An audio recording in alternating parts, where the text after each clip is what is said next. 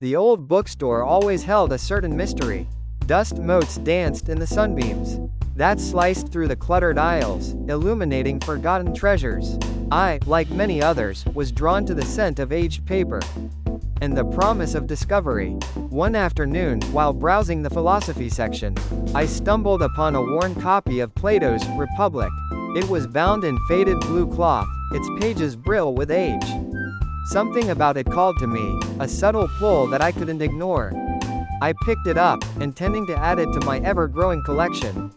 As I paid the cashier, a woman with kind eyes and a knowing smile, I felt a peculiar sensation, an urge to open the book right then and there. Back home, I carefully settled into my favorite armchair, the ancient book in my lap. I began to leaf through the pages, admiring the elegant script and the faint smell of vanilla that permeated the paper. Then, tucked between two pages, I found it.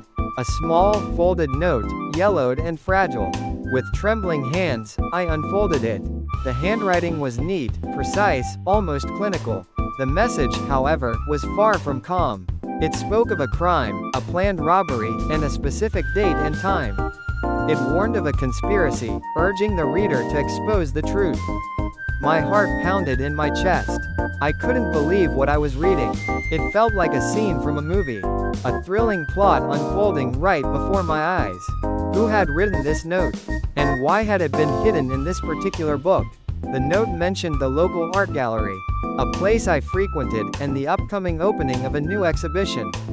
Could this be related? I spent the next few days in a whirlwind of doubt and suspicion. I reread the note countless times, searching for any hidden clues. The more I looked, the more real it became. This wasn't a prank, this was a desperate plea for help. I decided to visit the art gallery, hoping to gather more information. The gallery was bustling with activity. Preparations for the grand opening underway. I observed the staff, the security, everything. A knot of anxiety tightened in my stomach. The date and time mentioned in the note were fast approaching. I knew I had to make a decision, a crucial choice. To ignore the message would mean to potentially let a crime unfold. To act could mean placing myself in danger. After a sleepless night, I decided to contact the authorities. I couldn't risk the safety of the gallery, or the people who would be there. I presented the note to a detective, explaining the situation and my concerns. He listened intently, his face revealing nothing. Days turned into weeks. The detective kept me informed of the investigation's progress, which didn't give away much information. The opening night of the art gallery arrived. The atmosphere was charged with anticipation. The gallery was filled with guests. Suddenly, alarms blared. Chaos erupted. Guards rushed to secure the building. The detective, appearing from the crowd, confirmed that the robbery had indeed been planned.